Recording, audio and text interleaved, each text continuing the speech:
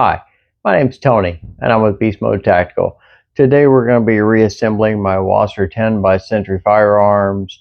I did go ahead and refinish the stock. I decided to go with a nice dark ebony stain, and I used a true oil and brought it down to about 1,000 grit sandpaper to give it a nice high gloss finish. Whichever way you decide to go, if you want to use a true oil and or use some type of polyurethane, of course that's up to you. I like the true oil look because it brings a nice high gloss to it. But if you want more like a satin finish, you can always use a boil linseed oil. It's really just kind of up to you on how you want the final product to look. But let's get started.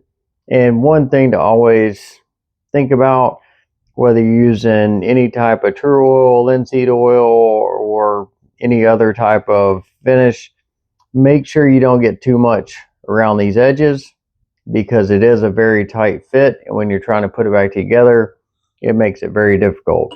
So first thing we're going to do is do the gas tube, and then you can kind of see here it's got little notches in it here, which will line up with these on the gas tube. And then you're basically just going to slide it straight in. And this is where if you get any overage on it, it will make it a lot more difficult. So I like to take a pair of flat pliers, just makes it a little bit easier.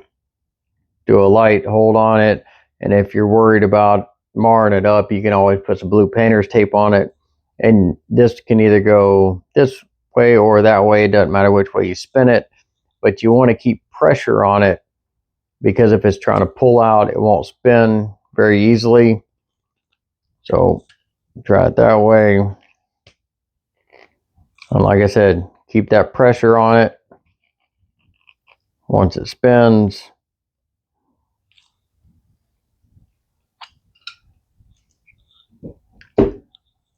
you'll line it up just like so. And then now we can put the bottom on. So you're going to slide this forward.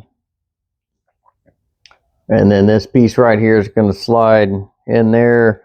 And there again, like I said, if you get any overspray or extra oil on there, it does make it a little more difficult to slide into place.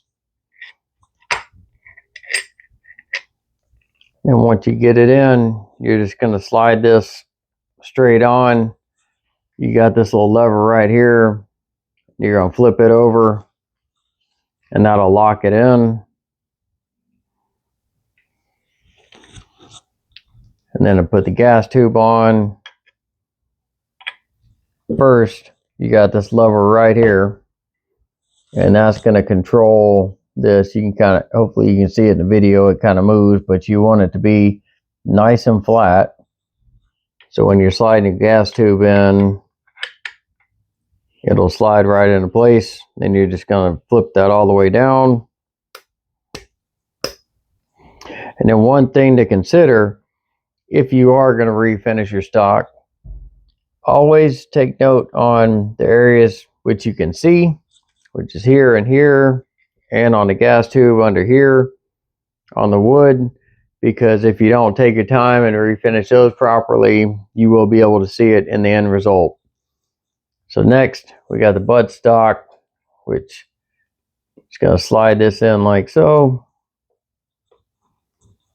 And sometimes it don't go in all that easy.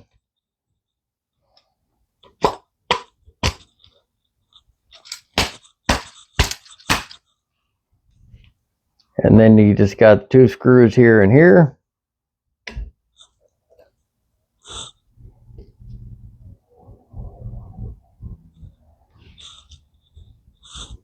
And the newer they are, the harder it is to get them apart.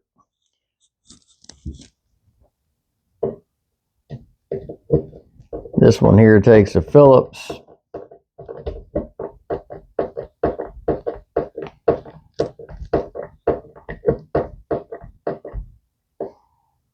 Give a nice little snug tightening.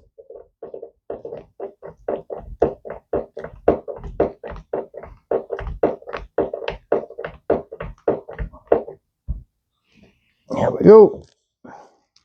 Next, we're going to be putting a bolt in. And when you move it around, the bolt can move, come out. So as you put it in, you got this little piece right here. As you can see, and you're going to want that to line up in this groove. You're going to twist it, pull it all the way forward, kind of lock it in place, hold it with your fingers. And then there is two little notches right here, which is going to fit in these two notches there. So hold it up. I'm going to kind of guide it in. And then this should just kind of drop into place. Sometimes you got to kind of wiggle it around a little bit. Then kind of guide it in, slide it forward. There you go. Next comes the spring. Slide this guy in. There again, this guy's got little notches here and here, and it'll fit inside these notches. You're going to push it forward.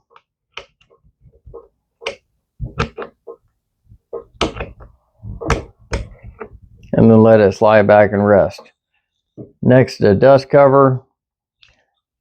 And you're going to want to seat it inside of there. Sometimes it'll pop out as you're trying to push it in place. Just kind of work with it a little bit, but make sure it is inside there. And then you kind of pop it down. Sometimes it's a little bit of a bear to do. And then once you're done, this button will pop out and you are good to go. Then just check, make sure the function works. And there you have it, the WASR-10 in perfect working order. Now I did go ahead and swap out the little cheap handle that it had. Went ahead and went with US palm, little oversized grip with some texture to it, just to make it a little bit easier to hold on to. And there you have it. If you got any questions or concerns, I would love to hear from you. Please leave me any notes in the comments.